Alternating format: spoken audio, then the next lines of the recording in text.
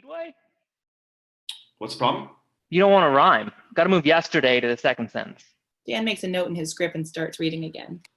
Just a few of the big name drivers NASCAR had on hand at the Darlington Motor Speedway. The press event held yesterday was to announce that. Hey, we need to talk. What's up? Well, I've been thinking about this for a while. I want you to know that I've given this some thought. Oh, I think yesterday has to go in the first sentence, and I'll tell you why. I've been thinking about leaving the show. For how long? I've been thinking about it for a while now. No, I didn't ask how long you'd been thinking about leaving the show. I was asking how long you were thinking of leaving the show for. For good. You get an offer? No, I didn't get an offer, Danny. I'm not doing another show. I'm thinking about getting out of sports.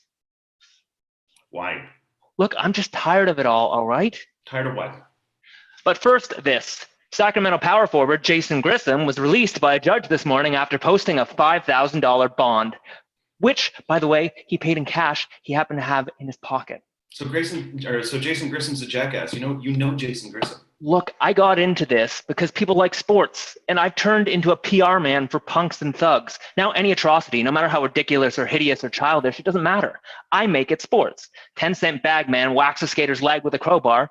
That's sports. 10-cent second round draft pick gets cranky in a Houston bar, and that's sports. And let's not forget the mother of all great sports stories, a double homicide in Brentwood. If you want to talk, I'm all for it. Really, I am. But let's talk about what you really need to talk about, okay? The moral decay in American sports isn't the problem here, all right? It is the problem. Look, I have a 7-year-old son that I get to see on Wednesday and alternate weekends, and these are his heroes. And now 6 days a week, they're also his male role models. Well, quitting your job ought to do the trick. Look, Danny, I know I'm leaving you in the lurch. No, I meant it. You should definitely quit your job because that way sports will be good again. And your wife, she'll take you back and you can be a role model for your son, knowing as we do how women and children admire the bitter and unemployed. Are you mental? I'll see you at airtime. Casey starts to leave. Yeah, one thing you definitely don't want to do is talk to your friends. You wouldn't want to do that. Hey, I know you're pissed, and that's fine, but canning the sarcasm wouldn't be out of line.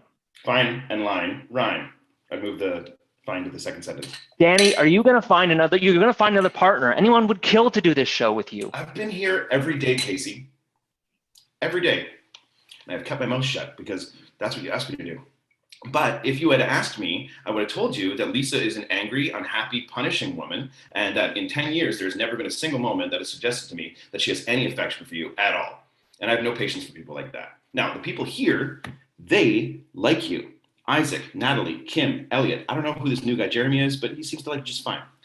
Have you ever noticed that Dana's been keeping JJ and the network away from you with a whip and a chair? Have you noticed that she's been risking her job for you every day? And do you really think, my friend, it has much to do with your talent? These are people who like you. Kim runs in from the hall. The guys ignore her. Guys. And know what you've been going through for 3 months now. Guys. You've shown us nothing but the back of your hand. And now you're going to show us the door? Well, excuse me, all right? But the wisdom of your decision isn't entirely clear to me here.